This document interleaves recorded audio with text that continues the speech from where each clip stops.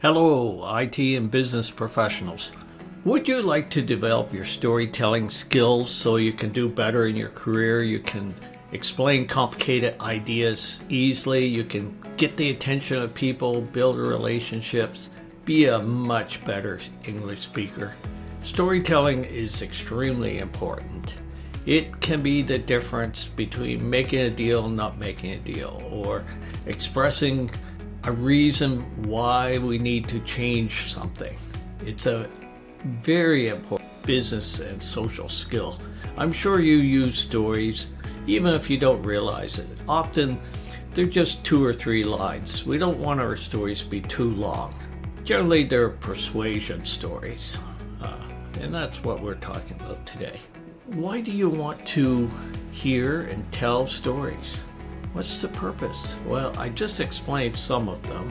Generally, it's to persuade, to educate. We educate our children with stories. We give our teammates a reason to alter what they're doing, or people we're working with, people we're supervising. Clients, we tell them a story about another client without probably telling them who the client is, who had a problem. They were in difficulty. Maybe their company was at risk, and they did something. They took an action, and perhaps we were the helper. And due to this action, they saw success.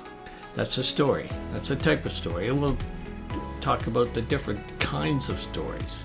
Why is it that many of us don't like to share stories about ourselves? Maybe we think we're going to be embarrassed. As ESL IT and business professionals, perhaps you feel you're just not good enough in English. Well, we need to get over this. We just need to get out there and do these stories and learn how to do them and express ourselves. This is the only way we're going to progress. It's doing. There's enough information in this video to help you do these kinds of small talk stories. These stories are more than just a story. It's how we show authenticity, why people want to hear stories from us. They want to hear the sincere story. They want to hear where we came from, what we did, what we experienced. And this is actually causes other people's brains to secrete neurochemicals. It's a survival mechanism. And remember, we don't remember, but in the cave people times, they faced danger from animals and elements and just dangerous situations, maybe in another tribe.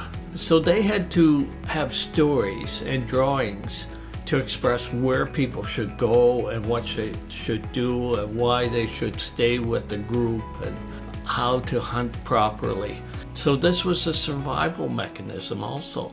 We remember stories. I remember stories that my client students tell me. Funny little stories, stories of their efforts to learn English and where they found success by doing little things. There's persuader stories where we use a story to move people from A to B. Here you are, you're not confident in your English. You want to be a confident speaker. So how do we do this? So I can tell you about students I've had who have progressed very well and are confident, advanced English speakers today. The classic is the hero story, and there's many different variations of this, and sometimes it's been overused. It's too long, but there is a famous one, and it's about 2 young men who went to the University of Idaho. They were in the same program, they took the same classes, they were in the same year of studies. Both did quite well in their program. After the university, they went to work for the same company, a big manufacturing company, and long story short, one became the president of the company, super successful, caused huge progress for the company. The other man, he was a supervisor. He stayed as a supervisor. What was the difference? Well, this story was published in the Wall Street Journal. The successful man read the Wall Street Journal. The unsuccessful man didn't. Of course, there were many, many factors beyond the Wall Street Journal, but the message was being so well informed and having the business jargon and that from that journal helped that man progress in his career, helped him to become the president of the company.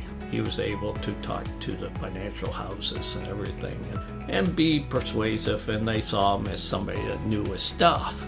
That was considered to be the most successful piece of copywriting that was ever written. Wall Street Journal says it generated over $2 billion of sales for them. And it was a classic story of two people going through a journey, kind of the hero story. And the helper would be the Wall Street Journal. So that's the kind of classic story there.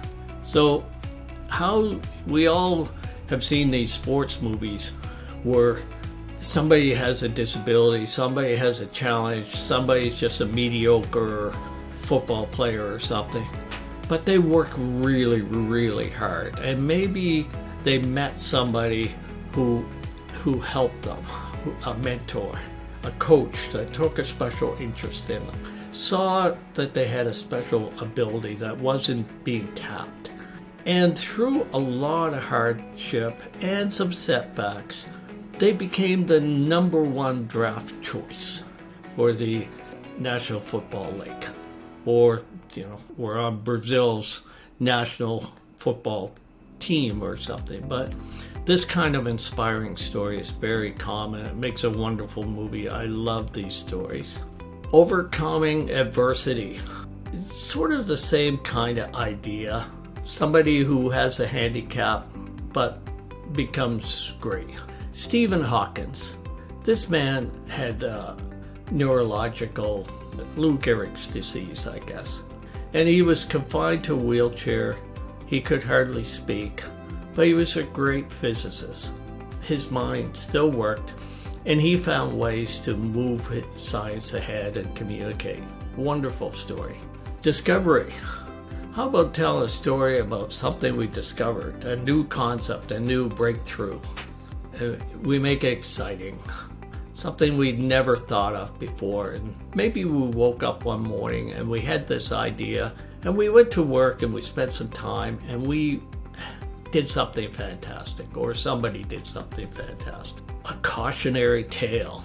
I guess that's kind of what I was talking about, the cave people. They have to learn how to stay away from the tigers and the lions and the whatever.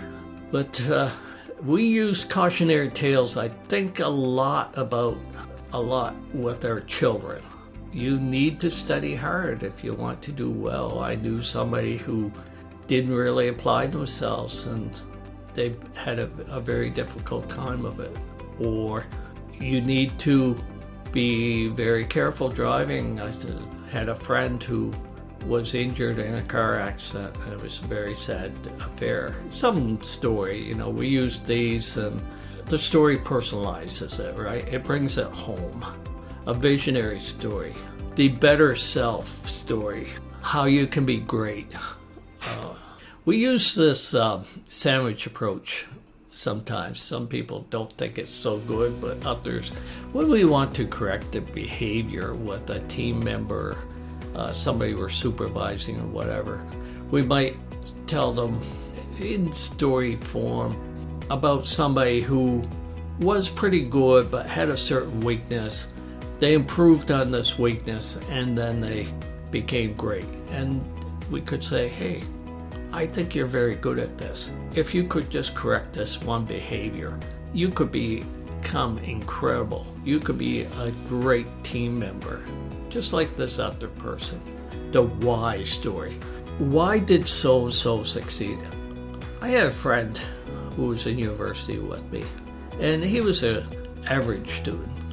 Good guy. He studied, he did his work, he partied, he had a good university experience, but he wasn't a scholar. After university, he went to work for one of the Canadian major banks, and they sent him off to Europe, learned some things there. He had some mentoring. He came back.